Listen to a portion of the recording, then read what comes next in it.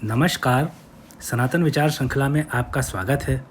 यह तो आप जानते हैं कि कुल 10 दिशाएं होती हैं।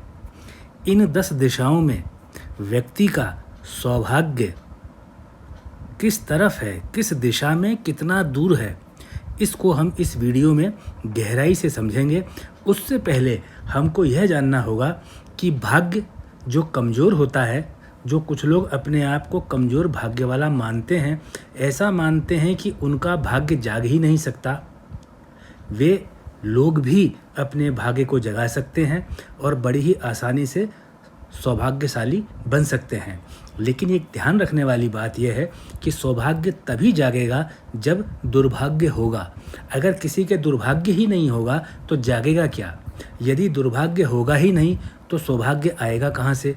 जिस तरह से खाली बर्तन में पानी या दूध भरा जा सकता है, वहीं यदि बर्तन में कुछ भी भरा हुआ हो तो उसमें फिर कुछ आगे भरा नहीं जा सकता। अगर भरना है तो बर्तन को पहले खाली करना होगा। उसी तरह से दुर्भाग्य को सौभाग्य में बदलने से पहले दुर्भाग्य को समझना होगा।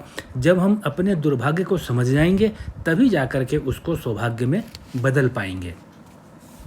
क्या फ़र्क पड़ता है यदि दुर्भाग्य है तो? दुर्भाग्य का मतलब है कि भाग्य दूर है, पास में नहीं है। अब केवल एक काम करना है कि भाग्य को पास में लाना है। यह भाग्य पास में आ जाएगा तो वह अपने आप ही सौभाग्य कहलाएगा। हमें केवल इतना सोचना है कि भाग्य को पास में कैसे लाएं। अब इसके भी दो रास्ते हैं। या तो हम खुद चल कर के भाग्य के पास जाएं, या ऐसा कोई काम करें कि भाग्य खुद चल कर के हमारे पास आए। इन दोनों रास्तों में से एक रास्ता बड़ा आसान है, वो यह है कि हम खुद चल कर के भाग्य के पास में जाएं। क्योंकि यदि हम भाग्य को खींच कर के अपने पास में लाना चाहते हैं तो भी हमें परिश्रम तो करना ही पड़ता है। फिर ना जाने भाग्य को हम खींच पाएँ या ना खींच पाएँ, लेकिन हम अपने को तो एक स्थान से दूसरे स्थान तक लेकर जा ही सकते हैं। इसलिए यह रास्ता हम खुद चल कर के भाग्य के पास में जाएं सबसे सरल और आसान होता है। तो यह तय हो गया कि हम खुद से चल कर के भाग्य के पास जाएंगे। अब प्रश्न एक है कि हमें क्या मालूम कि हमारा भाग्य कहाँ है? हम किस दिशा में चलें, कितनी दूर चलें, और यह भी नहीं पता है कि कितने दिन चलना पड़ेगा।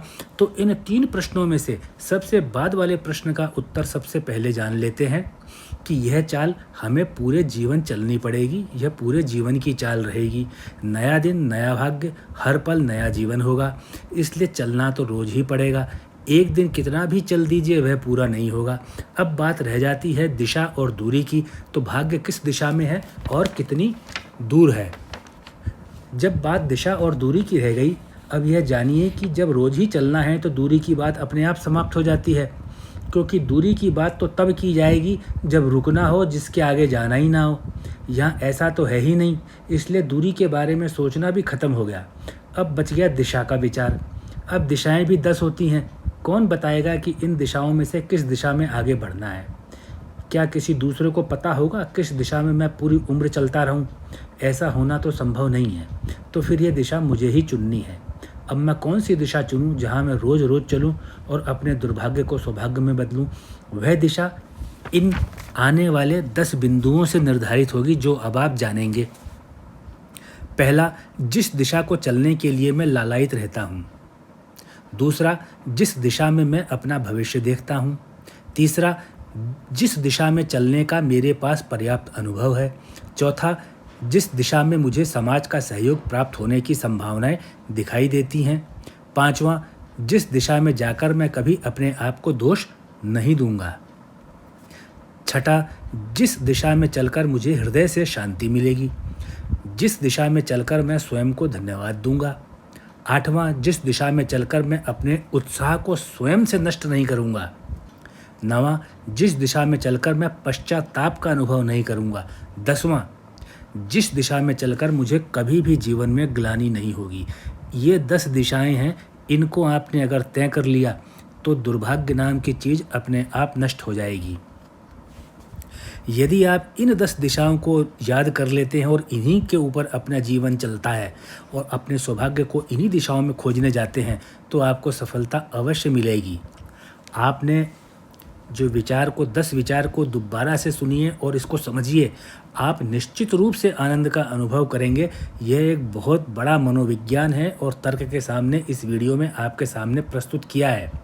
अगर इस तर्क जो इस वीडियो में प्रस्तुत किया है आपको अच्छा लगा है तो मैं आपसे आग्रह करूँगा कि आप इस वीडियो को अपने मित्रों से, अपने रिश्तेदारों से शेयर कीजिए और जो आपने इस वीडियो को देखने और सुनने में अपने बहुमूल्य समय का अंश दिया उसके लिए मैं आपका आभार प्रकट करता हूँ। आपको बहुत बहुत धन्यवाद देता हूँ।